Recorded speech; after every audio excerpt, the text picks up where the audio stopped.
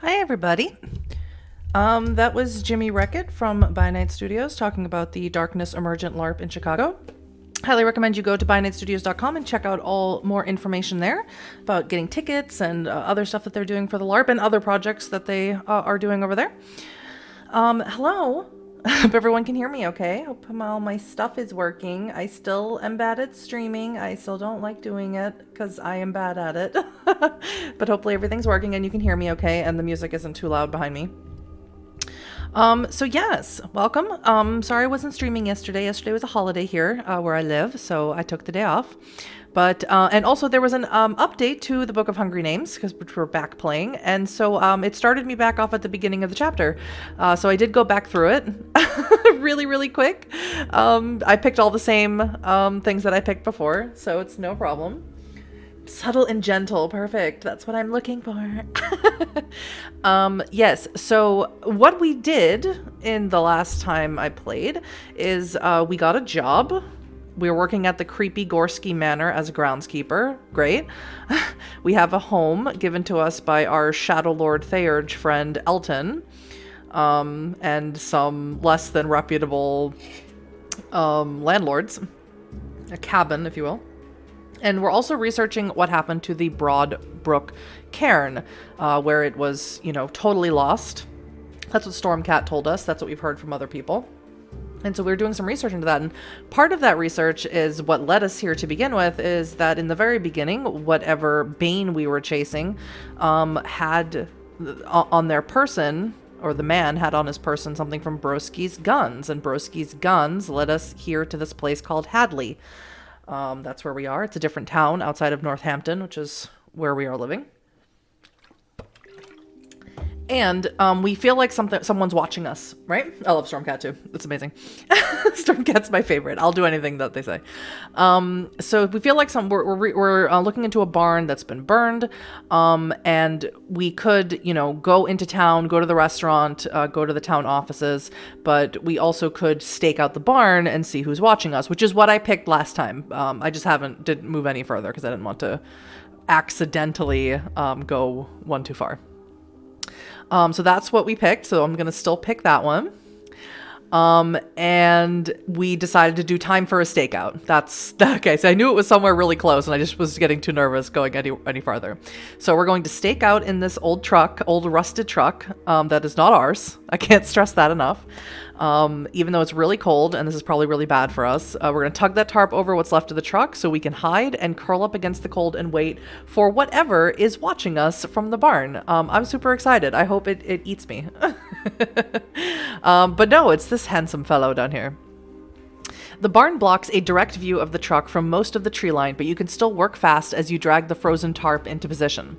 A few minutes of work arranges it so you can peer out, but anyone seeing in will see only a pathetic heap of lumpy frozen trash. That's me. We have already established that my werewolf Sierra is Gaia's deadliest weasel, and now we can call her Lump of Frozen Trash. Those are her two deed names, and I will hear nothing else. Fat, leaden raindrops start to fall as you crawl inside the antique truck. Not snow, but rain, freezing, hammering rain, deafening against the truck's metal roof. The lack of wind is a modest blessing as the precipitation doesn't blow into your nest, but the air hovers right at freezing. So you wait. For half an hour, the cold sinks into your bones and your teeth chatter. You keep trying to scan the tree line, but you have to rock back and forth to stay warm. After a half hour, you can't feel your feet, and after an hour, you can't feel your face. Freezing water drips from the tarp down onto your shell jacket, and you curl up as tightly as you can while trying to stay on guard. It's going really good. There, something at the tree line. But then it's gone, except for a vague sense of being watched. After another hour, even that fades, and then the rain finally starts to let up. Nothing is coming, or it already came and went, and you missed it, and it's getting late. You stumble out of the truck, legs numb, hands shaking, and stamp your feet to warm up. One final search of the grounds turns up nothing except for a few divots that might be footprints. You can't seem to follow them anywhere. When you head back towards the barn, a tall, dark figure is visible through the mist, staring right at you. Young, but with the prematurely lined face of someone who spends a lot of time outdoors, he has a short beard and hard, dark eyes. He's too young to be one of the men in the P-Town photograph. You can tell from the way he carries himself that he wears a sidearm under his Carhartt coat. My name is Hoblin Nash, he says. These names people have are amazing. And I know what you are. I hope he's a werewolf and not a hunter. I mean, yeah, what could possibly go wrong? Staking out someone who's following you. I mean, you know? Ooh, I could be... So something we've been doing in this little playthrough is we have absolutely been picking the bad decisions. We've been doing the things that you probably, like, is unwise to do. And, like, even a person who lacks common sense, like myself, you don't do these things. But we're trying to make the bad decisions just to see what happens, because that's part of what makes it fun. And no storyteller mode. Then you know I don't have a lot of patience, you handsome devil, you. You can tell he's afraid, but it's a fear that comes from knowledge. He's not irrational. I won't waste your time, kid, he says. Have you been up to Broadbrook? We have. A defiled place. Something rancid is up in those woods. Ooh. I have no idea if it's Amy Wilkins' art. I do not know. But speaking of Amy Wilkins... they do a fun little audio-only podcast that I'm blanking on the name totally because I am the best. They do an audio-only podcast, Vampire the Masquerade podcast, and I'm blanking... Port Saga. There we go. Got it. Nailed it. Which is great, and I highly recommend it.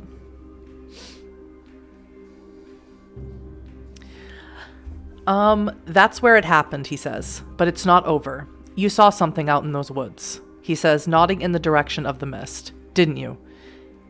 He used to work for them, so some people had to get rid of him because he was working for them. Do you understand? You try to think of a question because you really don't understand, but he just talks faster and faster. That's when things really started getting out of control, he says, and it's still happening. You've smelled the corpse smell, haven't you? Carried by the wind? You've heard the drone of flies? We have. You have to cut them just the right way to get the flies to come. Shit, I should have killed him all the way when I had the chance. Now you think you get what he's talking about. The bad meat Clay ate, the flies that swarmed around the Bane, the flies at Broadbrook, and the field notes that you have found at Bannicky Gunworks. Those strange scribbles are a map that would let you navigate the swamp and follow the flies to what? You have to find out. I'm dying to find out. Ravens explode up into the air from a nearby field, and you both scan the tree line. My name's Hobland, kid. As previously stated, he says, you should get the hell out of town. He says the last two sentences as he hurries to a parked Jeep. He doesn't offer you a ride, just takes off in a blast of mud and slush. You head back toward the shuttle. A dreadful feeling of being watched as you trudge through the muck of the abandoned baseball field next to the municipal building. The church down the street is a black spire in the growing darkness. Students hurry out of it back to the shuttle. You thought you had more time, but the students are already leaving and you don't want to be stuck in this town when the light fades. That's right, we took the university shuttle here. I love that for us. You hurriedly join them and the shuttle carries you back across the Connecticut River to Northampton. You return to your cabin and sleep. We sleep a lot. You ask Ernesto how often you get paid. All right, Ernesto is our colleague, is someone who also I believe, who also works with us at the... He's either the person who's our manager or he works with us as a groundskeeper. I actually can't remember. I think he's our colleague. You ask Ernesto how often you get paid, and he has mostly good news. Mr. Feiss pays reliably every 2 weeks in whatever format you prefer, but that doesn't help you right now. The worst of your injuries have started to heal. Sweet. Let's go back to, I mean, I should do more information. Like if I was playing me in a game of Werewolf, I would do a lot more research. I mean, I should probably also regenerate some health. I'm not going to. But I'm not going to. Because I don't want to lose my rage. And I'm going to go to Broadbrook again. Because that sounds like the smart thing to do. It's time. You check your remaining cash. Over $10 left. A veritable fortune. So you go searching for a breakfast place. but most are crowded and your nerves are on edge. You find an obscure little nook called Byzance, owned by a plump and eccentric Turkish woman with rings on every finger. You get the eggs with the chili oil thing on it and the yogurt. So good. I don't know what it's called. The shop looks seedy and chintzy, like she stole the decor from an Arabian Nights themed go-go club, but the baklava is peerless. Since you actually have a choice in the matter now, you start the day off drinking coffee, cocoa. Yes, that's it. Thank you. Thank you so much. I could eat myself stupid on shakshuka. We have coffee because it's my favorite drink, IRL. How you want it, sugar, the woman says, who runs the place. I mean sugar as in the affectionate term, not you must have sugar. Cream and sugar. I'm basic like that. Unsurprisingly, Byzance also serves Turkish coffee, which is also fantastic, but you end up with a giant mug of American-style Joe just the way you asked for it. It looks like the freezer-burned generic coffee Clay always drank, but tastes wonderful. When you pay and get up, the owner gives you a doggy bag full of yesterday's pastries. Aw. You walk due north, cutting through streets and parks, heedless of how the people of the map navigate their environment, until you pass along the edge of a Walmart parking lot and reach the woods. The day is cold and blustery, and the wind bitter. Cold mist hangs over the grim marshland around Broad Brook. The defaced standing stone rises over the mud as you check the field notes again and get your bearings. Then you head down the hill between two hillocks of dead yellow grass into the marsh. Gotta take all those flies ourselves. God. You move cautiously, so it's over an hour before you notice how warm it's getting. So warm that you're sweating under your shell jacket. Unhealthy-looking flowers bloom and wrist-thick vines sprawl and writhe like odalisks in the vegetal heat. Kyle's too smart for me. As you climb up onto a low, wide hill covered in pale green grass, you check David Bannicky's notebook. Remembering one of the other undamaged pages, you flip back to his battle plans and recognize some of the terrain around you. Noting his advice, you move away from the areas labeled "Concentrate sniper fire here" and "Grenades?" and immediately feel safer. Climbing the gentle grassy slope, you pass more standing stones, all defaced or toppled, before you notice an odd indentation in the center of the hill. It's a door. That's normal and fine. Everything's fine. All around you, gray-brown marshlands or venomously iridescent jungle, and straight ahead, an open double door of white stone in a low hill like a barrow, covered in reddish grass. I'm sure there's just a hobbit in there. The air is warm and heavy. Flies drone as they head into or out of the doorway like bees around a hive. You follow the flies, trying to control your eagerness, sure that answers wait past the doorway. The hot air reeks of carrion, piss, and chemical preservatives. Garu glyphs mark the walls at irregular intervals. You recognize death, peace, and the design for friendship, which always look like a falling bomb to you, among more complex ideograms, those defaced beyond legibility. The corridor is less than 10 feet long, and then you emerge into a central circular tomb. Blacktarn told you about these places. You've never seen a tomb like this one, but you know this place has been worse than abandoned. It's been defiled. Bones crunch underfoot as you fully enter the tomb. When you step to one side, the midday light streams past you and reflects off a beaten copper mirror on the far side of the room. Niches in the wall hint at generations of internment, and you see tools or weapons scattered among the bones. Between you and the mirror rises an oval catafalque of chipped stone. A corpse in stained linen lies on the catafalque. I'm not sure if I'm saying that right.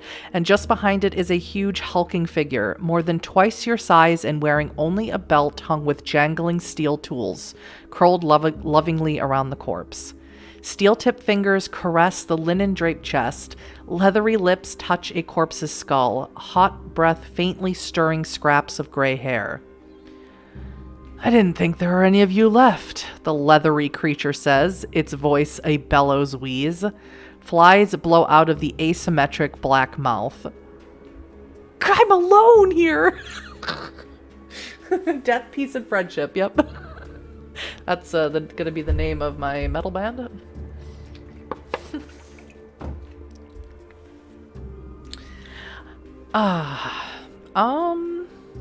Who and what are you? I'm here. Yeah, I know the image. Kyle is so good. Who and what are you? I'm here for answers. I really am. Huddy is also here for answers. Ooh. Achievement, 1 step ahead. Avoid ambush by the Fomor of the Barrow. Thank you. I'm nothing. A man who tried to make things right. It didn't work. And the dead man, you ask? You've heard that the dead can speak, but this swollen monstrosity still lives. Alive but infected. Unless you miss your guess, this is a Fomor, a human whose malice and cruelty opened him up to Bane possession. The Fomor rises. He's tall enough to scrape the domed ceiling. His hands linger on the dead man's skeletal fingers. His hands, his arms, his chest, parts of his face are covered in blades, hooks, and other tools. You've been investigating Jasper Heaney for long enough that you recognize leatherworking tools. Is this the man himself? Do you know what they said? What your people said? The Fomor wheezes. Spittle drools from his slash mouth down to his chest. Old stains mark him from jaws down to crotch. The damp slash sticky with flies. They said I collaborated with the worm, that I made weapons for the enemy. I was a weapon maker. I sold guns. But they didn't care. They didn't care that I was from the oldest of the 3 families, that we had served this land before them, and when they came, we served them. Good little servants. He leans down again, touches the corpse's face. Scraps of beard still remain on the dead man's gaunt cheeks. It was Jasper who deceived them, who claimed that he'd sold the weapons. So they killed him. They tortured him and killed him, because he loved me so much that he was willing to die for me. A weapon maker. This is David Bannicky, or what's left of him. This is so bad.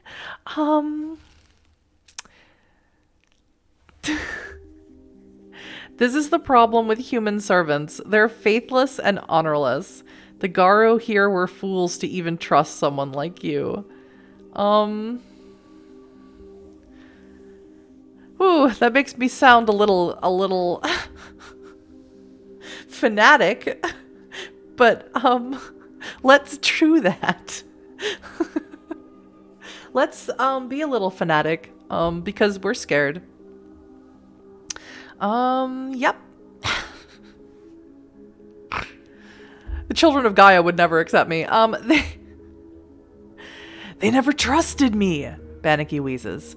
You damn werewolves wanted a public front for your crimes and atrocities, and the 3 families gave you what you wanted. I worked an honest job, and you would have killed me for it. The more useful I was to the Garu, the more they hated and distrusted me. Only the answering tiger understood.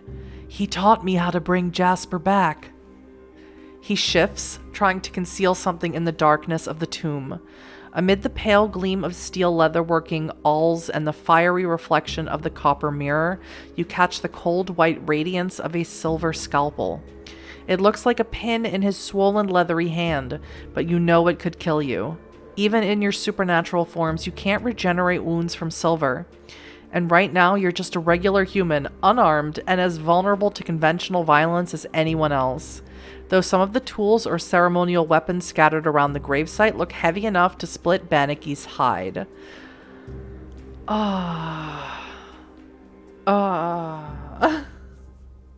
This is how Huddy dies.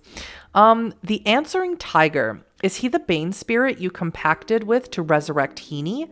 I need more information if I'm going to beat this thing. Yeah, I really want to, because not the first person who's mentioned Answering Tiger. Answering Tiger was mentioned in one of the scraps of paper I found somewhere. The Garu must be almost extinct, Bannicky says. If they've sent a pup who doesn't know anything about the world. The dead don't come back, girl. I know that. I didn't enter into this agreement out of insane grief. I bring Jasper back into the world by perfecting his work. Jasper Lee Heaney was the greatest worker in leather and flesh that the world has ever known, and the Garu treated him like a slave, then killed him like a dog. He lives now through my mastery of his art, through my creations which I have spread far and wide. but I come here whenever I have the time, to love Jasper in my own way. The Fomor leans over the corpse and places his huge, crooked lips against the dead man's mouth. He parts the teeth and draws out the purple tongue, hissing passionately, then bites messily through it. Oh. Then he lunges and spits, hitting you in the face with the corpse tongue. As you stumble back, the silver scalpel whistles through the air towards your neck. Oh my god. Answering tiger does sound like a setup to a Knock Knock joke. That imagery? First, yeah. Okay. Alright. Let's shift to our Galabro form and regenerate. Let's do that first. Let's do that. Because this seems like everything's going wrong.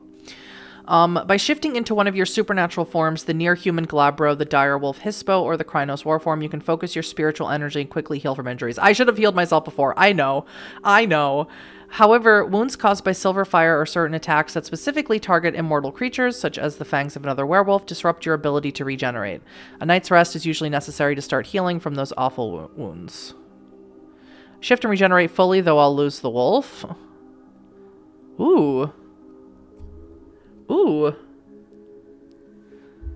I mean, I could. It will end up with me dead, probably. But let's do it. Let's just see if we can fight him in our Hamid form. That's kind of fun. That's kind of fun and stupid thing to do. Let's do that. Let's do the fun and stupid thing. When you first learned of werewolves' amazing regenerative powers, you didn't appreciate how you'd experience all the pain of a month-long recovery in a few minutes.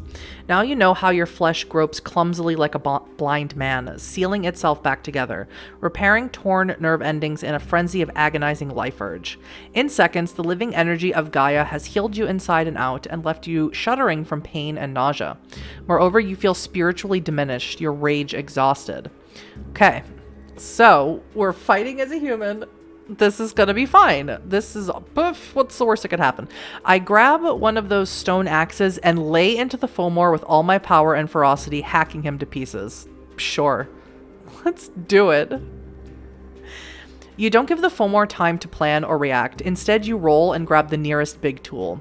What is this thing? A ceremonial tomahawk? You don't have time to wonder exactly whose grave you're fighting in.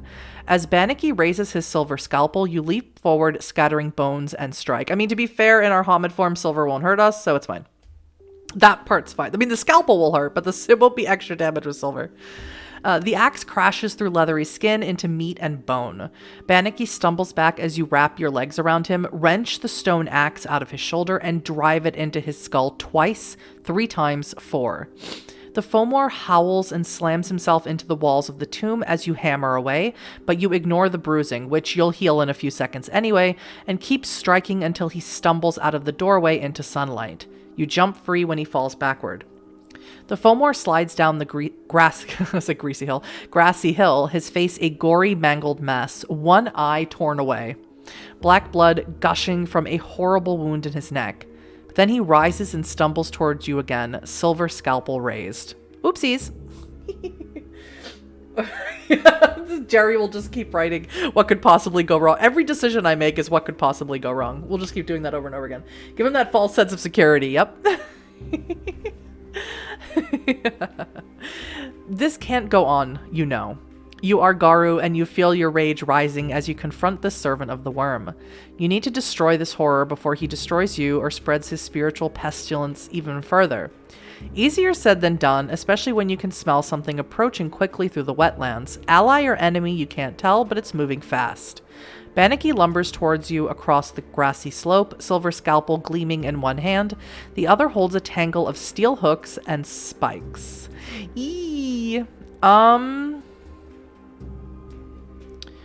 Ooh. Could I be smart? I mean, I could just go full Krynos. I'm not sure if I would make it through the double rage check, honestly. Because I assume I gained a rage because of what's happening here, but you have to make a double rage check to go Krynos. A tactical retreat. I flee relying on my smaller size and greater stamina, then strike when the Fomor tires. That could be fun, and then I could also possibly run into whoever is coming towards me in the wetlands, and if that's a second enemy, even better. Even better. Oh, excuse me. It's pronounced Banitsky? Well, that makes more sense. I'm so sorry. I get annoyed by the boss for the Gorsky Manor, whose name is spelled in a way that I believe is supposed to be Weiss, which just means white in German, but it's spelled with a V, which is not how you'd spell it in German. You'd spell it with a W. Yes. Tactical retreat. Banitsky. I'll tell Outstar how I have butchered the Polish language for 2 episodes now. Tactical retreat, let's do it. His hot wheezing breath tells you that Banitsky is still biologically alive and that his malformed leathery body isn't easy to haul around. You bolt down the hill. But after your initial sprint, you have to rely on your endurance to keep ahead of the big, powerful Fomor.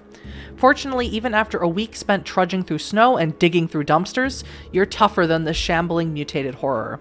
Banitsky's wheezing fades as you sprint down the hill to a patch of damp ground choked with bone-white reeds and diseased-looking orchids. You spot another of those standing stones half buried in mud and get behind it. The Fomor appears, wheezing and stumbling, and you leap. Moving fast, you slam the stone axe down in the middle of Banitsky's back. He howls and lashes out, but you duck and hit him again, right in the face, and he pitches backward into the muddy grass. The Fomor rolls over, still trying to fight. His hands flail. You pin the arm holding the silver scalpel down against the grass and hack it off with 3 vicious blows. Banitsky screams for his mother, for Jasper Heaney, for the worm itself. Whoa. But no one comes to rescue him as you angle the axe and hack into his neck. It takes at least 10 blows to chop through his leathery neck, and by the time you're done, your axe is a broken stick, but the Fomor is dead. We did that in our Homid form. I mean, there was no one around to see it, so no werewolf will think we're cool. But we know we're cool. We know we're cool. That's what matters. Oh no. You pick yourself up off the mangled corpse of the Fomor and shake your head to dislodge the flecks of blood and flesh. Flies settle on the corpse, first 3 or 4, then dozens. I'm sick of these flies. They're eating what's left. That was well fought.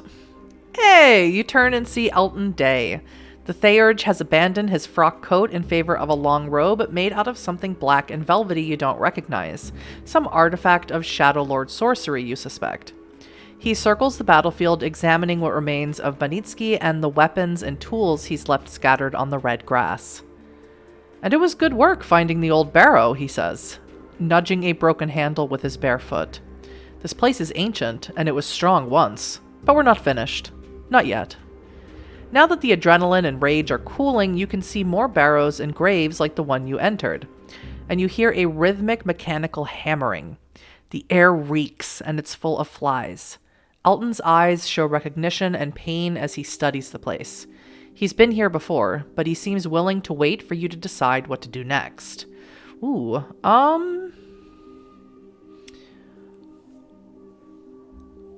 Whoa, yeah, what is that sound? It's like a diesel motor. I mean, whose tomb was that? I mean, I would like to know, but I'm not that concerned about it. Ooh, what is the noise? Because I have no idea what that noise could be. Nice of him to call for his mom and make you feel worse. I mean, I don't feel bad. I probably should feel bad, but I don't. Because I am the worst. Vice looks like how an American record keeper would have spelled it. Yeah, exactly. That's exactly correct. Yeah.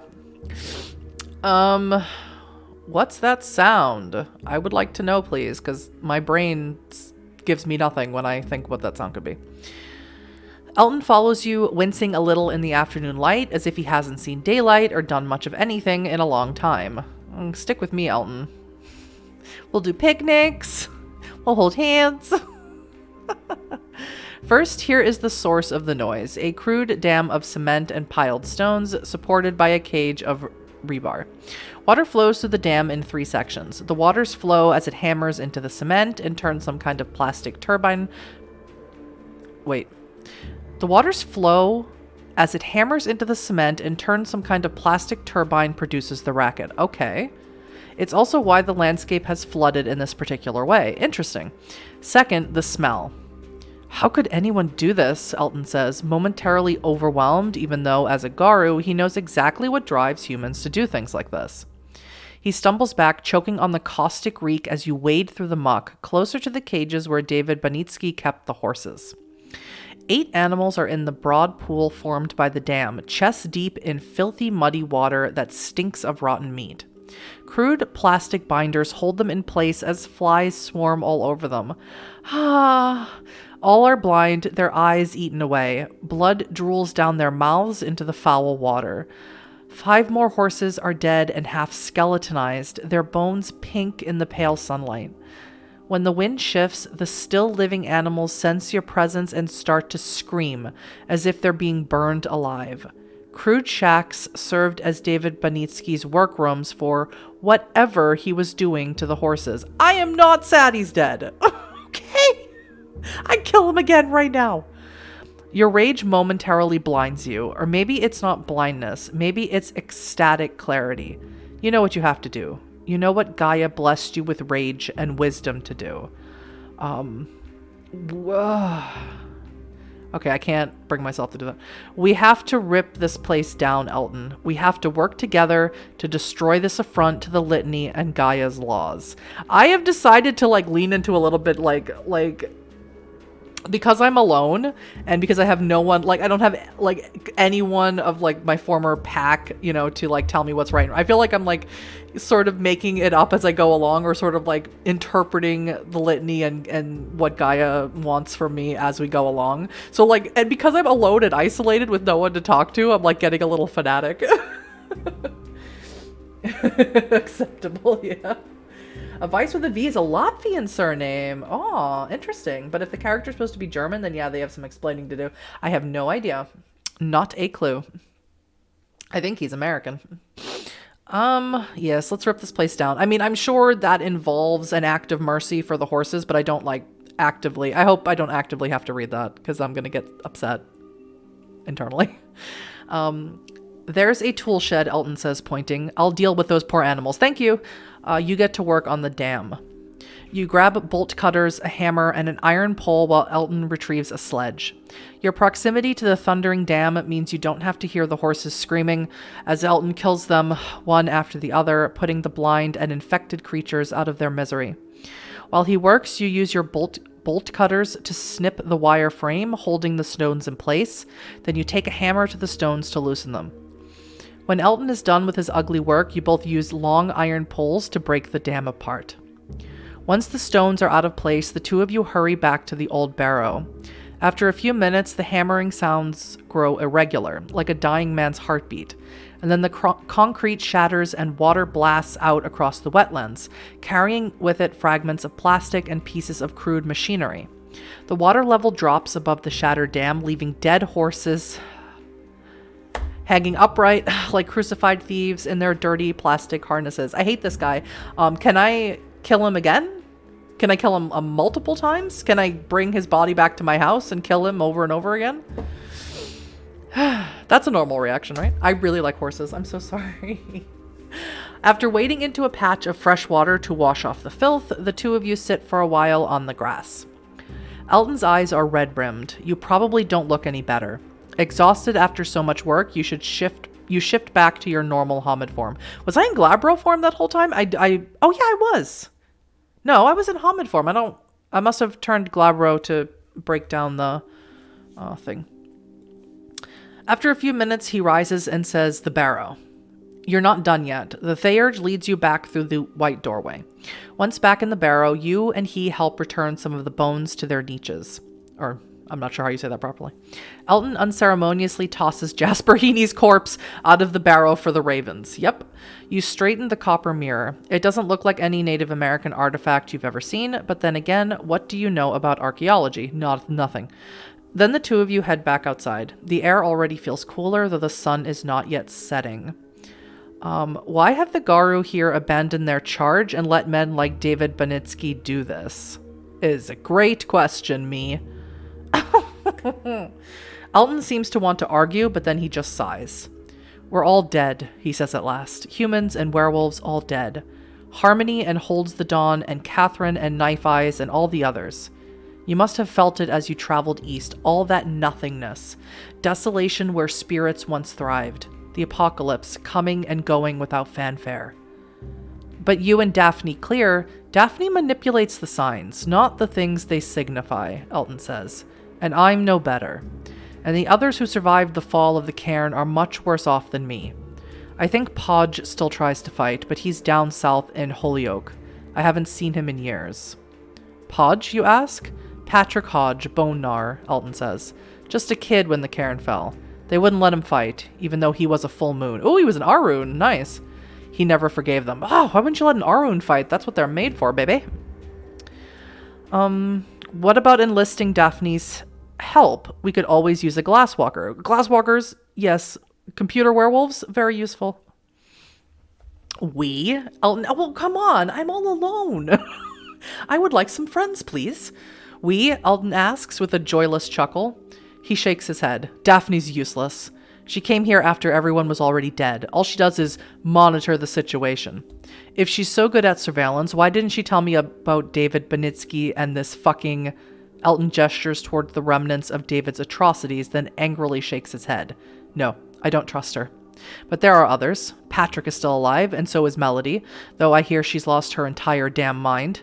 More so than usual for a Silverfang. And Nin is out there, even though I hear she lost the wolf, lost her rage after what happened. But I hear from her every now and then. They were all tough. His eyes brighten for a moment, as if he plans to jump in a car and pull an all-night road trip to track the three of them down, but then he slumps and shakes his head. This place is cursed, and stinks of death, the Shadow Lord says. Let's fill a backpack with whatever we find here and head back to Mayenn's. Once we're there, we can... Oh my god, you want to go back to your place? He trails off, so you rise and search an outbuilding more accessible now that the dam is gone. Among the metalworking equipment, you find an extra pair of boots that fit the same model of ruggedized tablet the horseman carried, also destroyed, this time by frozen mud. And what's this? Another one of those lances. What did they mean? It looks exactly like the one the rider carried. Yeah, from back when we were in New York. What does it mean? What do you mean? You return to Elton's flat a half hour after sunset. You're both freezing, you because you managed to find every puddle of cold mud on the way out, despite using the lance as a walking stick, and Elton because he's barefoot and appears to be wearing only shadows. I mean... Once back up the narrow steps to the Shadow Lord's cluttered and dingy home, Elton does the nicest thing anyone has ever done for you. This is going to make me sad. After you finish your bath in the Shadow Lord's elaborate, if stained and chipped, clawfoot tub, you dry off while studying the posters for old trip-hop shows in Bristol and London that line the walls. Hey, there's Jordan Day. Wasn't there a Jordan Day track in a movie you saw as a kid, like The Matrix or That American Godzilla? Is Jordan Day your dad? You ask as you dry off. Yeah, Elton says. The silvery glint through the half-open bathroom door reveals that Elton is messing around with the lance. You find the world's oldest pair of pajamas waiting for you. They're more patched than original fabric, but they're clean, and so are the mismatched Turkish slippers, one green and one taupe. This is so nice for our very, very sad, lonely werewolf. I took your clothes to the laundromat, Elton says. He's seated in his leather armchair in a corner of the room previously covered by a faded burgundy tapestry. A fire roars in an elaborate Art Nouveau fireplace under an oil painting. Life-sized and in a realistic 18th century style, it depicts an ethereally beautiful woman with dark eyes and a dress the color of storm-tossed seas. Curling golden ringlets frame a face with delicate features and an alarmingly high and broad forehead. A pale ring glints on one finger, lovingly rendered as her hand rests against a high back chair. She appears to be seated outside since the Milky Way is visible behind her, forming strange patterns. Elton seems fixated on the image, the lance forgotten at his side. Who's the babe? Oh, man. It's absolutely what I'm gonna say. Oh no! My dead wife, Elton says. Whoops. Ah, you say. Whoopsies. It always feels strange to call myself a widower, the theurge says. Yeah, thank you. Just move on past it. Pretend I didn't say that. Catherine died defending the cairn like so many others. Before she died, she was one of the greatest theurges of her generation, a true prodigy. The spirits are silent now that she's gone. Most of the world is just dust. He follows the starfield with his eyes, then looks down into the fire. Kate told me a story once about the Milky Way. Long ago, during a winter worse than any winter in history, the god of fire stole straw from a greedy king. As he fled, bits of straw escaped from his bag, and they scattered across the sky, forming the Milky Way. What we see, then, exists as it really is, and also exists as a remembrance of an act of mercy. The same thing, but two ways of understanding it. Did Catherine intend that as a moral lesson or a riddle? I'm so sorry I called your dead wife a babe. Master of social interactions. That's me. Elton smiles. She never intended only one thing, the Shadow Lord says. I stare at this picture because I'm sure there's an answer in it somewhere. And because I'm pathetic. Oh, God. He shakes his head. But maybe we can do something else now. Maybe we can find answers. No one really understands what happened to the Broadbrook cairn, but I was completely in the dark, jailed for my doubts while almost everyone died fighting. What is the answering tiger, and why have we done nothing since it happened? We live like ghosts, and it can't go on, Sierra. We're going to talk to other Garu, learn more about how David Benitsky created those monsters, figure out what this thing is. He picks up the lance, and even see if we can help your packmate. But first... Ooh. Oh. Okay, so there's two things here that are really, really cool that I really, really, really like to do. We head deeper into Broadbrook to face and destroy whatever other worm spawn lurk there. Cool, want to do that. We commit to rebuilding the Broadbrook cairn by finding its guardian spirits and performing rites that honor them. Also cool. Okay. I have this thing that where my character, like, Black Cairn was the only one who was nice to us, and she was a theurge, or is a theurge if she's still, like, if she hasn't disappeared into the Umbra. So I'm gonna pick that one, because it's just, like, honoring her in my own way, even though she has no idea. And probably doesn't care. Yeah, that one. And he's a theurge, he should appreciate that, right? No, Elton says. First we have dinner. When was the last time you ate? I had coffee at a Turkish place. This last time I remember. He disappears down to the street, then returns with a perfectly spherical burrito for you and another for him. You try not to tear the burrito apart like a raccoon. Go for it.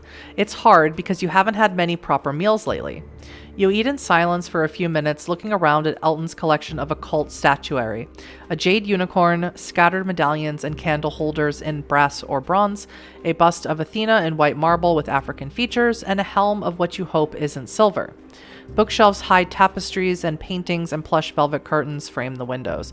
Oh, a jade unicorn. I wonder if his wife was part of the Children of Gaia. The patron spirit is a unicorn. Tomorrow afternoon, Elton says as he retrieves a dusty bottle of wine. You need to... Do you want some? Wine me, baby. I'm gonna get killed. The werewolves are just going to be so sick of me. They're going to murder me for Gaia. They're going to write a new thing into the litany that says that you can't be socially awkward and weird or we'll kill you. Wine me. Elton starts to pour, then realizes that you have neither a wine glass nor a clean flat surface. You've been using your lap to cradle the burrito. I am well adjusted. He rummages around, digs a cup out from between two stacks of paper, realizes that no, that's a gravy boat, then finally finds a teacup and fills it with red-black wine. What was I saying? The Shadow Lord asks. Tomorrow afternoon. Right, tomorrow. I'm going to investigate the barrow and see how close I can get to the actual cairn. Contact me in the afternoon and I'll fill you in. He's also awkward, I'm realizing, and weird. So we're perfect for each other. You exchange plans for a few more minutes, but when you finish your wine, Elton clearly wants you gone. But as you rise, the Shadow Lord says, "Hold on," and digs through a kitchen drawer. He tosses you an iPhone. "Damn, here, keep this." "Damn. This will be perfect for my investigations. Thank you." I could say cool, free stuff, but I'm not going to because I have to leave myself some shred of dignity or I will never be able to get through this. This will be perfect for my investigations. Thank you. Very simple. Please tell me this isn't your dead wife's iPhone. I can't. I already called his dead wife a babe, okay? I have to put boundaries somewhere and how awkward I am. I'm the type of person that can't even really watch The Office because I get this weird secondhand embarrassment thing. I can't watch shows like that or movies like that. I'm feeling it so hardcore with this character. Oh God, push through it. You can do it. Thank you very much for the phone. "Glad to help a young wolf get back on her feet," he says, handing you a charger too. "It's reset to factory defaults and it will probably need to charge up. The Goutiers are right bastards, but that place of yours should have power at least." Right, that's the landlord. That's our landlords. Next you really try to fight off the bread and the little jar of artisanal jam, but Elton is like an Italian grandmother and he absolutely won't let you leave until you have something for breakfast tomorrow. You still can't tell if he's reeling you in with gifts or if he really doesn't like seeing you so poor, but by the time you're back outside, it's almost midnight and bitterly cold. You trot double time back to your dingy little gambrel and plug your phone into charge and fall asleep the moment you pull your boots off. Love that for us. Fremdschämen, ja genau. Fremdschämen, that is what we call it in German. I'm so sad and frustrated that my relationship with Elton has quickly gone to zero and stayed there. He's such a cool character and I never pissed him through dialogue. I have been nothing but I mean, not necessarily mean to him, but I have just been the most awkward person to him. To be fair, he's a Shadow Lord. It could be both, yeah.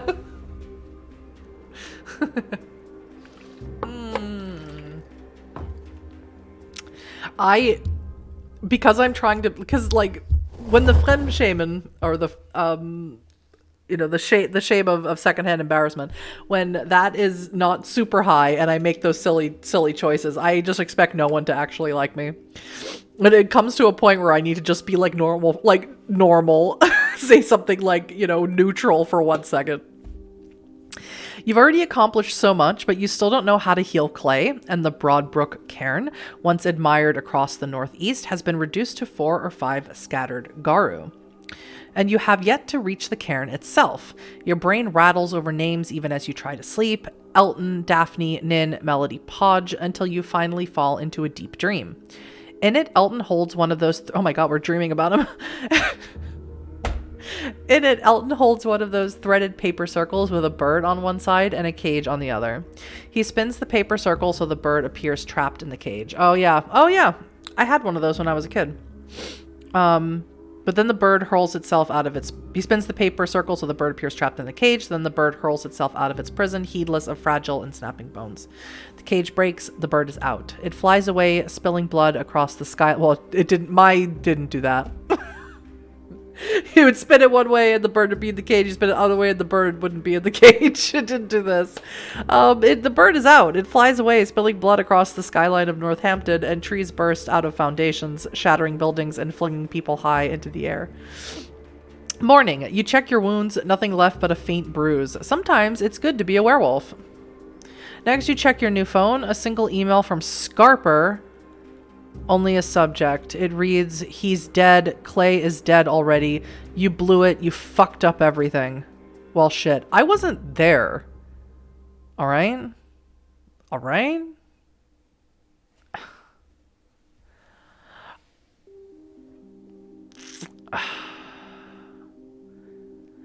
I can only offer... oh, God.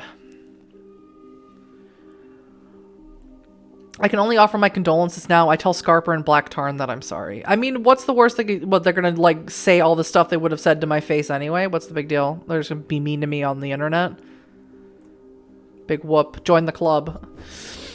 You draft the most understanding email you can, hoping that it will get to Black Tarn, as Scarper won't care. It's easy to dwell on memories of Clay, especially since many of them are unexpectedly pleasant. Clay showing, aw. I mean, he's an asshole, but that's the weird thing about this, like, pack that you left behind is they may be, like, assholes, but they're your assholes, and, like, they're the only family that you really know, and you were kind of, like, well, what else were you gonna do? You're a werewolf, and you're kind of Stockholmed into, like, being around them and, like, just accepting the way that they treat you, and so, like, I get that, like, on a personal level, not as a werewolf, obviously, or maybe I do, but I get that, I really do, and it's tough, it's difficult. Clay showing you waterfalls hidden behind Costco parking lots, Clay singing songs that were old when the pyramids were young, but you can't wrap yourself in melancholy. Elton promised to investigate the barrows, and he should have answers soon. You need to set yourself up to receive texts, so you spend a few minutes configuring all your passwords, then you use one of your old handles. Spikes bursting through grid. I don't know what that is. That's hilarious. I'm gonna pick that one, because what the hell is that? Spikes bursting through grid? Perfect. It doesn't make any sense to my brain, so that's absolutely the one we're picking. You can only assume that Elton knows this phone number, but you realize too late that you don't know his. And to your irritation, Elton isn't home even after you hike all the way into town. You wanted answers and maybe another burrito. I'm hungry. Instead, you head to Gorski Manor since you've been meaning to check for leaks after the freezing rain and since you can score free sandwiches that the clients don't eat. Elton sends a text late in the afternoon. Instead of Brideshead Revisited, his username is Brideshead Reloaded. I'm dead. Where are you? Me, Gorski Manor. I work here. Elton, wait there. He arrives after most... I'm sorry, that tickles me in ways I can't even describe. He arrives after most of the clients have been locked into their rooms for the night, wearing a tattered black parka, his hair streaked with dried blood. Catherine's pale ring flashes in the fluorescent light on his thumb. Christ. How's the apocalypse? It's apocalypsing, like always. Elton is clearly a wife guy. Oh, yeah. Elton is very clearly a man-wife. Yeah, they were your own weird family and were at one time not quite so bad. Yeah, I think as the years went on, or because they were all older than you, and as they got older, they're, starting to feel the quote-unquote weight of the apocalypse, right? Do gotta love how hungry these wolves are. I love that. That's one of, it's such a, not subtle isn't the right word, but it's such a throwaway thing kind of in the story that Kyle consistently keeps putting in there that it's charming, it's endearing, it's nice to break it up because Werewolf the Apocalypse can be a very sad and tragic setting. So he shows up with blood in his hair. That's great. I'm glad. Are you hurt? I check him for lasting wounds caused by silver or fire. I'm fine, he says, though he looks a bit dazed. Got shot a few times. Mayhem seems to bring out Elton's accent. I can't do a British accent, don't ask me. Got shot. Like those British gangster movies Clay used to like. Those horsemen you described were at the barrow, he says. Looking for more horses, I think. I drove them off, but we need a Silver Fang or a servant of Vishap to reconsecrate that place to Gaia and keep them away for good. But were you able to learn about the, meat, you ask, once you've finished inspecting Elton? He's fine. With David Benitsky dead and his workshops destroyed, there won't be any more of those horses, Elton says. I found another one of those lances, too. He was making them, but I have no idea why. I don't think they're weapons. I was gonna say, I was like, wait a second, wasn't one of them, you said it was she was a little cray-cray. You said she was going a little loopy, but she's a Silver Fang, right? Yeah, didn't you say Melody was a Silver Fang? She can finish what we started and sanctify the barrow. That's what I was thinking as I was reading that. If we can reason with her, Elton says, if we can find her, she's in Ashfield about a half hour north of... You both get a text. It's Daphne Clear. Crest folder 180 IQ. Okay. You know how I said, like, glasswalkers are really cool? I still agree with that statement. I think glasswalkers are great. I love that tribe. I don't like her. She put her IQ number in her handle. I don't like her. Eating is what made me reconsider VTM versus WTA. I can relate. I can still relate to eating. Yeah. This game has made a story that has made me want to run a Werewolf Chronicle, which I am in the mid. While I take my break from storytelling, which is a thing I'm doing, I am working on my Werewolf Chronicle.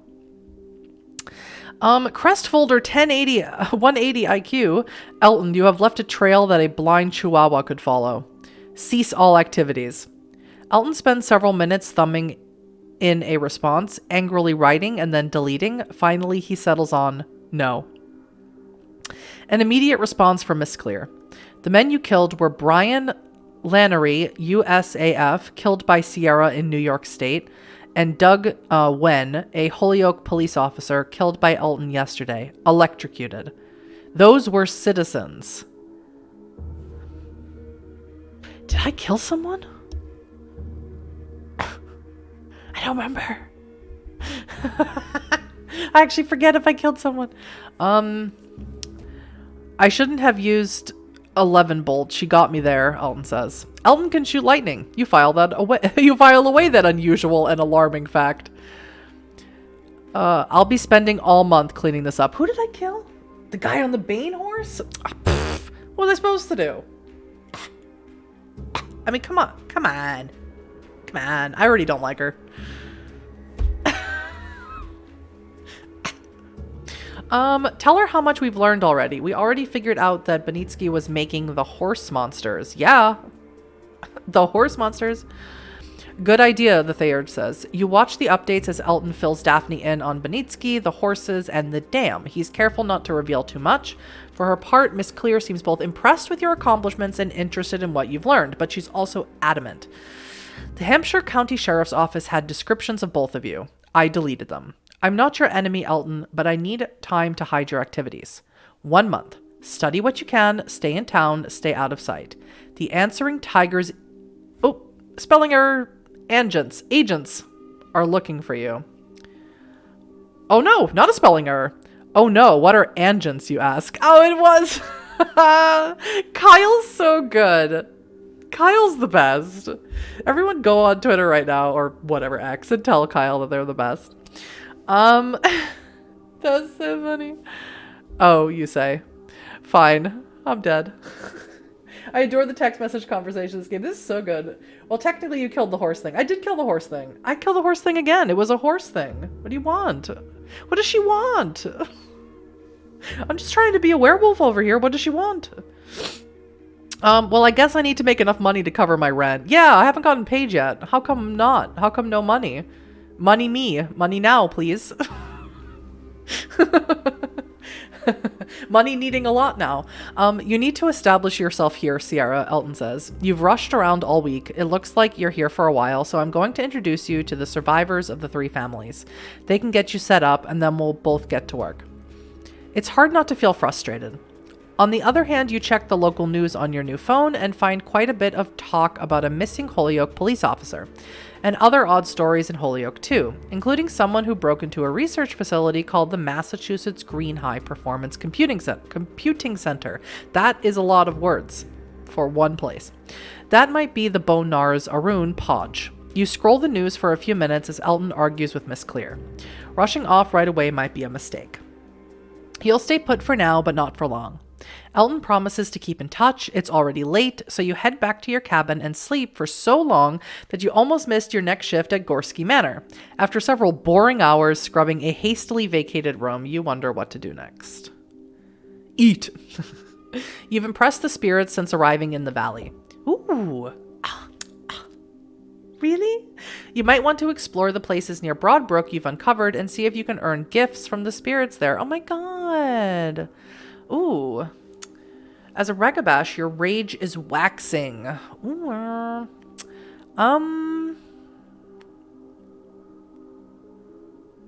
Yeah, I still want to talk to Melody, the Silverfang. Also, if she is, like, a little on the fun side. Let's put it that way. That's fun. That's fun to...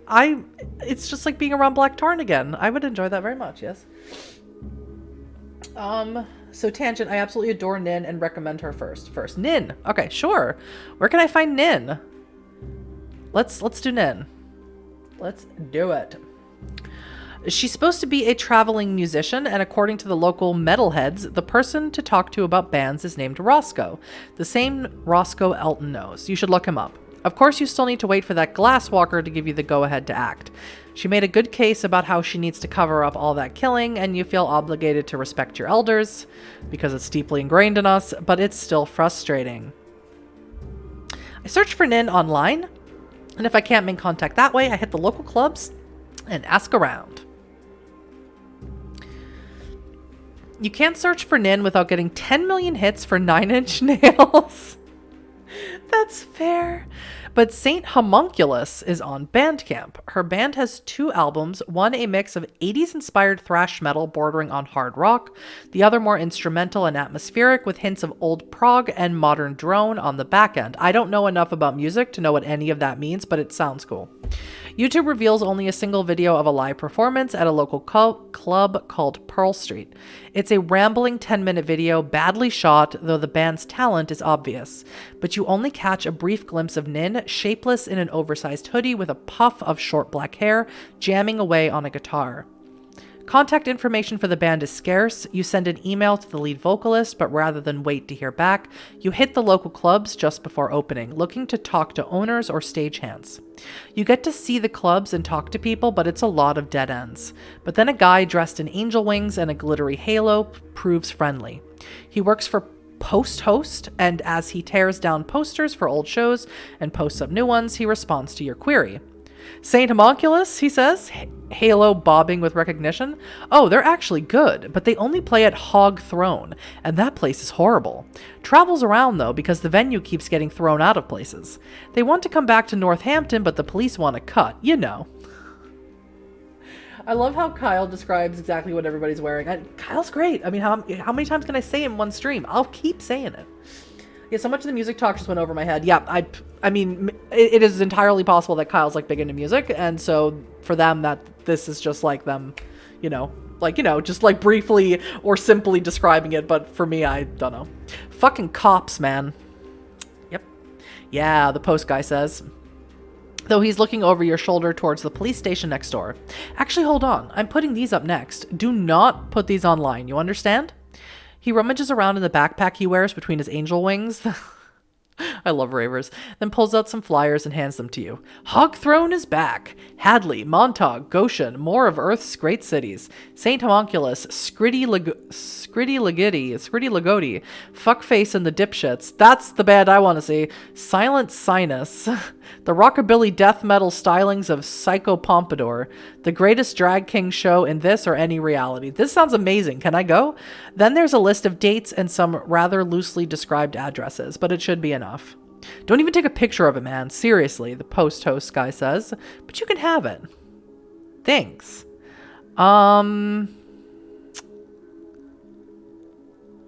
Okay, so I can't do anything more with Nin, unfortunately. So that's a thing. Can I try and get in touch with Black Tarn? I don't know. What do you think? What do you think? You have found the angel of putting up punk show flyers. Yeah. Fuckface and the Dipshit sounds like either amazing band or a bad one with lots of heart. Wild times to be had. Yep, that's what I mean, make this show a reality, please. He dropped some deep cuts. Yeah, so I can't do anything more searching for Nin, so that's kind of sad. I'd like to try and get in touch with Black Tarn if I can. The game just wants me to skip a week. Well, then I'll try and get in touch with Black Tarn. Because I liked her a lot. Talking to the 3 families unlocks spending XP. Ooh. Ooh. Well, call me a metagamer. You send the text about the 3 families, then head to Gorski Manor and spend the morning following an online guide for how to spot mold and mildew. Elton sends you an email after lunch with the addresses of Roscoe Than, a local band promoter, Hoblin Nash, whom you met up in Hadley investigating Jasper Heaney, and Lucinda Palsy Nash, an artist and metalworker. Isn't Melody's last name Paulies or whatever that is? Paulies? I'm not sure how you say that correctly. Well, yep, Melody Paulies, yep. Well, let's, since we've already met him, we can go see Hobland. Palace. Perfect.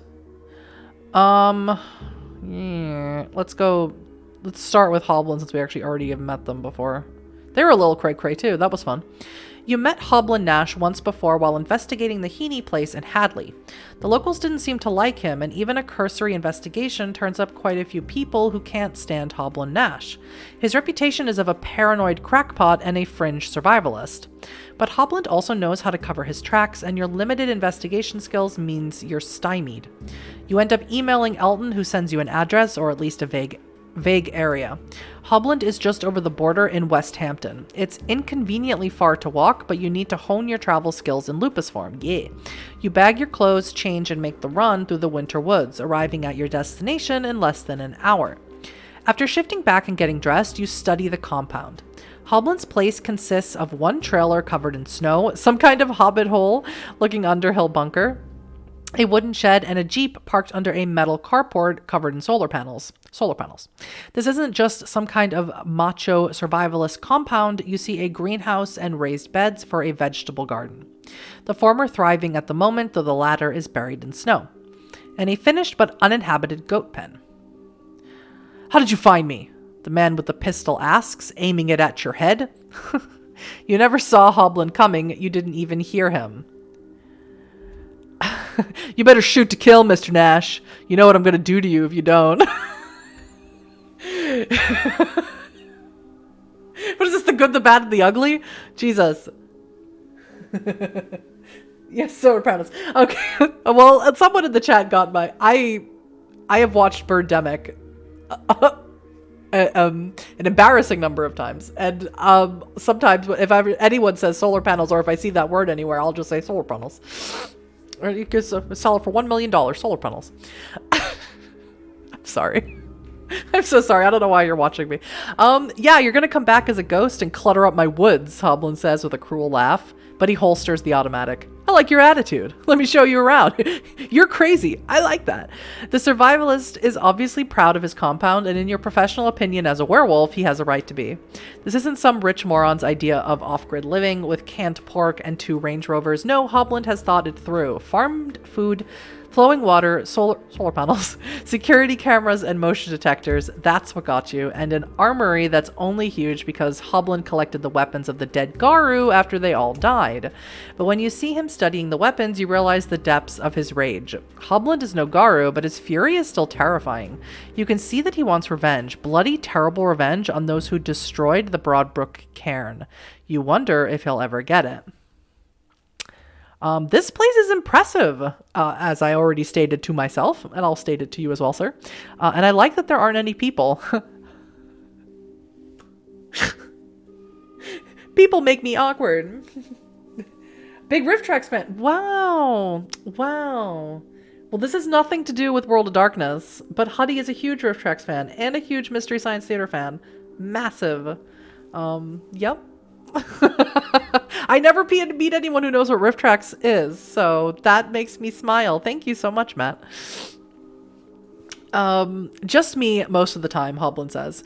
People used to visit before the Battle of Graves Farm, to visit, to learn, or just to crack open a beer and watch the sunset. But now all that's left is this. He gestures to his arsenal. Maybe that'll change. Wonder if I can still teach. Hobland walks in a full... Was he teaching survival? Hobland walks in a full circle around you in silence, not looking too impressed. You're tempted to explain that you're much more impressive in your Krynos form. No. If we turn to our war form, we'll kill him. But after almost a whole minute, he says, I can work with this. I taught Elton to throw a punch, and he's a nerd, so I can teach you. I like this guy. The Shadow Lord is a 6'3" nerd in his Homid form. Hobland isn't quite as big, but he's also built like he knows how to fight and does it a lot. I can throw a punch, you say. 2 or 3 if I've gotta. Wilderness survival, archery, how to slit a throat, all that Girl Scout stuff, Hoblin says. But I also know my way around people. It takes a certain knack to get what you want from those sheep in town, you know. Maybe you can fight Sierra, but you need more of an edge than that. Ooh. Dang. I am going to let chat pick what I learn. Because I want you guys to know. I mean, I guess I should let him teach me survival, because that seems to be his thing. I heard riff tracks at MST3 ain't good taste. Well, amazing. That's 2 people. That's more people that I've met in years that I've lived in Germany. Perfect. Teach all nerds to punch. Gotta defend themselves. Yeah. Nerd rage. That's a Fallout reference. Resolve and survival. I feel like maxing out combat makes sense for Agaru. I definitely want to do survival. So that one for sure. One day. I don't know. Like, free days 9. So if I do 1 day for survival, 6 days for resolve. Let's do it this way. Let's do survival, because that seems to be his ish. He's an excellent teacher, and his ragged library is invaluable. If I do resolve,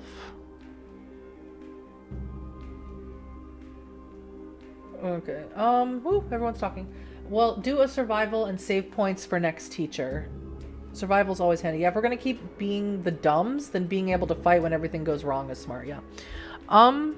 So should I just leave it at 1 survival and then just hang on to my 8 free days? What do you think? Or should I do a second dot in survival? What's the consensus, chat?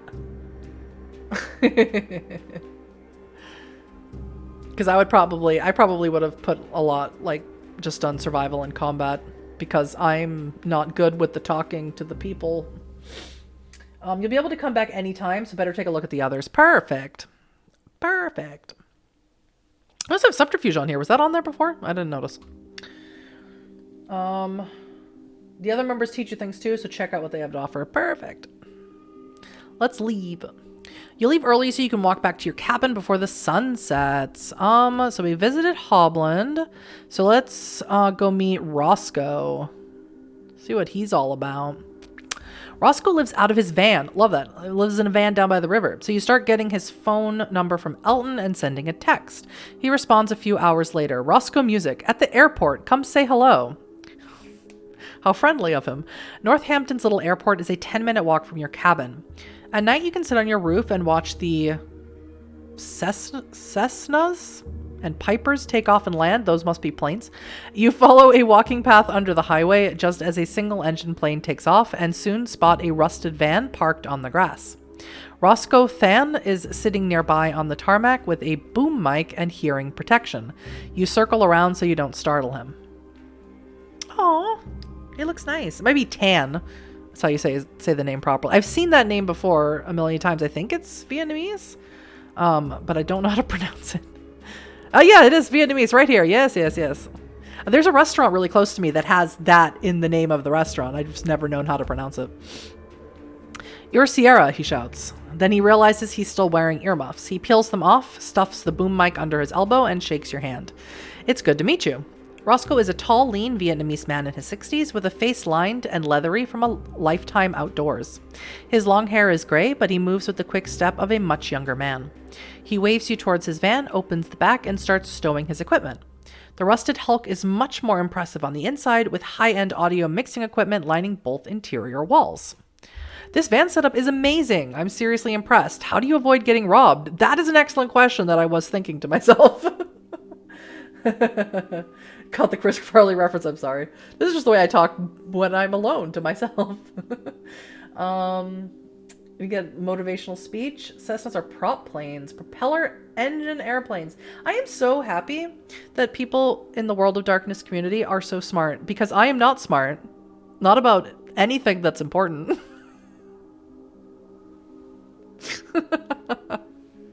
I can talk about World of Darkness lore ad nauseum. Is that important? You decide. I'm friends with werewolves, Roscoe says. No one knows the exact truth, but people have enough sense not to make trouble. Last kid who stole one of my amplifiers got struck by lightning. But speaking of werewolves, you hear about Nin, aren't you? Yes, please, please. I would like to know more about Nin. She seems cute. I hear she lost the wolf and can't get it back, even under the moon. Horrible to imagine a Garu losing her rage. I love the Hirano and Hoglosk, by the way, in W5. Again, as someone planning a chronicle, it's like really, like, I mean, it's intense, man. And I love resource management. My favorite thing about 5th edition is resource management. And I can't wait to actually have that in play. Roscoe nods. I don't know everything that happened during the Battle of Graves Farm, he says, but the den burned and Nin lost her rage. She seems like a happy kid now, but I don't know if she can live that way forever. Maybe a regular Garu could, but she's a wolf. You can look into her eyes and see it. To have been... oh, she's lupus born. Woo, rough. To have been born a wolf, then lose what you are, that has to kill you in the end. If you can help her, I'd appreciate it, even if it means she doesn't play guitar as much. She plays in a band, right, you ask? Saint Homunculus, Roscoe says. My partner, Fornum, normally handles their shows, but I hear that they'll play Hog Throne if it reopens. Ooh, great. So how do I get it to reopen? One of the many duties of a warrior of Gaia? Getting clubs to let a band play. Or getting a city to let a club open for the band to play. I guess it's more accurate. How do I get it to reopen? By punching someone, I hope. I'm good at that. I can do that. Nin's my favorite depiction of a lupus ever. I am excited for the lupus stuff.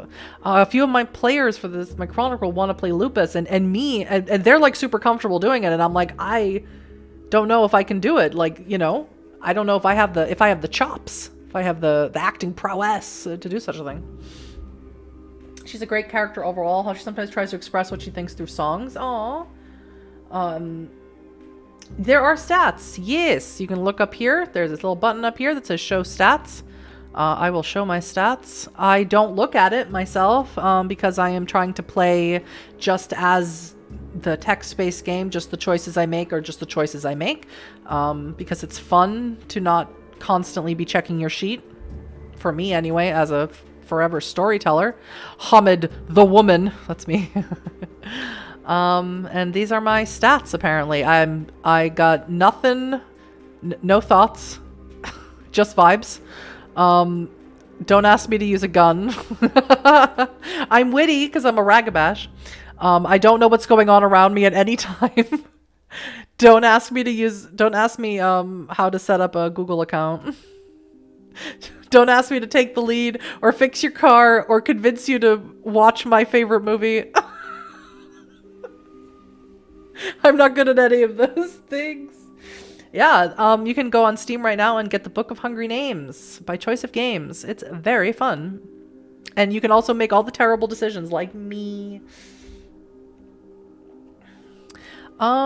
Yes.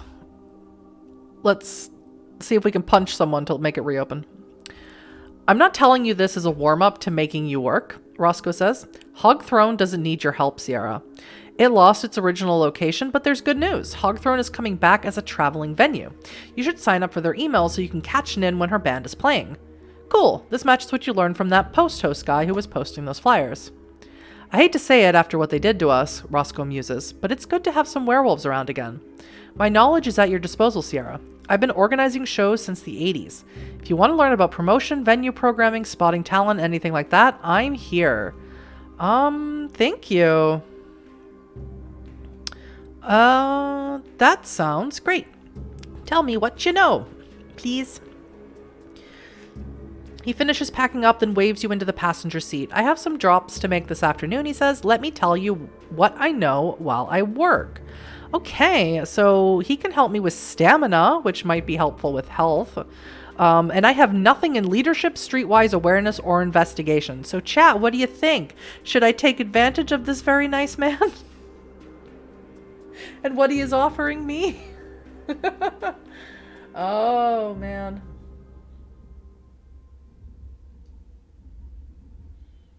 Well, that's great. One of my players is also playing Ghost Console, and they were a big fan of the tribe that W5 has put in as Ghost Console, and they're super into the new write up, and they're very excited to play. I absolutely don't want to guide. No, please guide, because that's part of why I'm doing this. That's why I'm doing this on the World of Darkness channel, so you all can have some input into what I'm doing. But I got a lot of use out of awareness and leadership. Let's do it. Awareness, so that's 1 day. Ba-boom.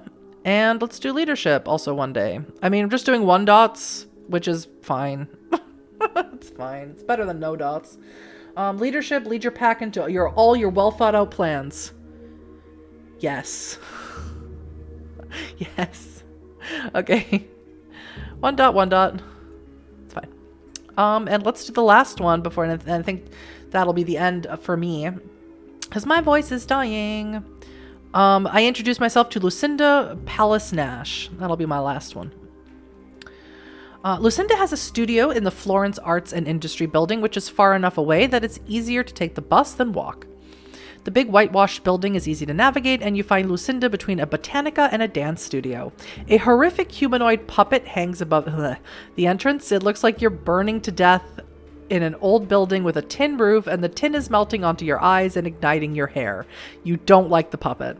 Don't mind him, Lucinda says, bustling around a huge conic armature of twisted steel. He's harmless. Lucinda Palace Nash is a woman in late middle age, short and round, but with a core of muscle, like a blacksmith. She wears her frizzy hair tied back in a bun and dresses in a stained smock and old combat boots. Lucinda has the friendly smile of a high school art teacher, but her eyes are sharp and just a little bit zealous. The same eyes as the pictures of Frida Kahlo and other surrealists pasted onto the walls. Hundreds of books line the shelves among the sculptures, tools, and oddities. Don't mind if you can hear my dog barking. It adds to the atmosphere. Her metal desk has an old laptop surrounded by photos of the Broadbrook Cairn, including a slightly younger Lucinda with a teenage Hobland, whom you recently met at his compound, and photos of Harmony and Melody helping her around the studio. I bet you're here to learn, Lucinda says. Sure am. Oh, she's so cute. Those are some powerful and inspiring artists on your walls. I have been very nice to the 3 families. I want that known. I have not been awkward or weird at all. My heroes, though not, I have to admit, my mentors, Lucinda says. I'm mostly self-taught, though I did get to meet Leonora Carrington a few years ago before she died. Her Remedios Varo, Frida Kahlo, unconventional women who thrived after a horrible war. Well, thrived as much as they were allowed to. That's all we can hope for, I guess. She studies Frida for a moment. Elton has told me about you. I'm happy to teach what I know, which is more than just mixing paint. No one is allowed to just be an artist these days. She spends an hour giving you a full tour of her workshop. Lucinda is a natural teacher, full of energy and enthusiasm for the things she loves, but also hard-edged and practical. Art is a practical business, she explains. No tube of oil paint ever gave a damn about an artist's vision. No creditor either. Your phone chimes and you check it. Your boss wants you in early tomorrow, but he hasn't paid me. But there's also an email from Elton waiting for you. He wants you to start patrolling Northampton in lupus form. Yay! Admission. There it is, Lucinda says. There's the problem. They say we all get the same thing, the same 24 hours in a day, but that's not true. We gotta work, we gotta drive our kids around. I'm a selfish old bitch and I'm greedy with my time, and I still gotta bail out Roscoe's crew, make sure my friends are eating, teach young werewolves. Everyone is gonna try and take a chunk out of your 24 hours. We all need more time to grow, and in this world of ours, we all need money to get by. I'm not going to be your moral compass, kid, but it's going to be hard.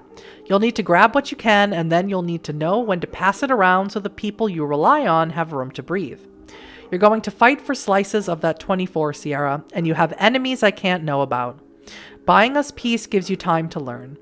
Buying me some clean canvases or Hoblin some gear he can't acquire without showing his face also helps. But it's never easy. Everything is a fight, isn't it? Time is money. The more you have, the more you can spend to support your human teachers, and the more you can learn from them. Aw, I hope I get paid soon.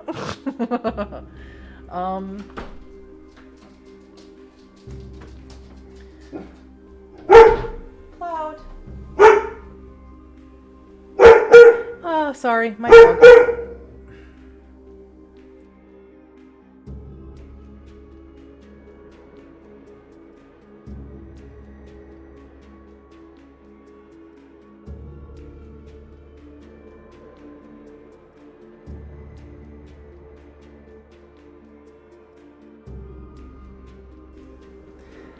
My dog is telling me no more. Cloud, please. My dog is telling me no more. So I'm gonna if you want to tell me in the chat real quick which one you think I should do. Persuasion? Okay. Anything else from Lucinda? Just persuasion? Okay, we got one persuasion. We got 5 free days. Anything else? And mechanics. All right, and we'll do 1 mechanic. Look at me, 1 dotting everything. Everything. Getting 1 dots and everything else. And I'm all down to 4 free days. All right, and I'm going to leave Lucinda's studio. I did it. I did all the things. Yeah. And so that's where I'm going to stop because obviously my dog is over it. And your dog wants you to get paid, not just an exposure. Jack of all trades. That's usually what I do is jack of all trades. Sometimes I do specialist when I play World of Darkness games. Very rarely, but usually I do jack of all trades because I just find it the most fun. But thank you so much for helping me out and helping me make bad decisions, but also good decisions in my skill spread. I appreciate that so much.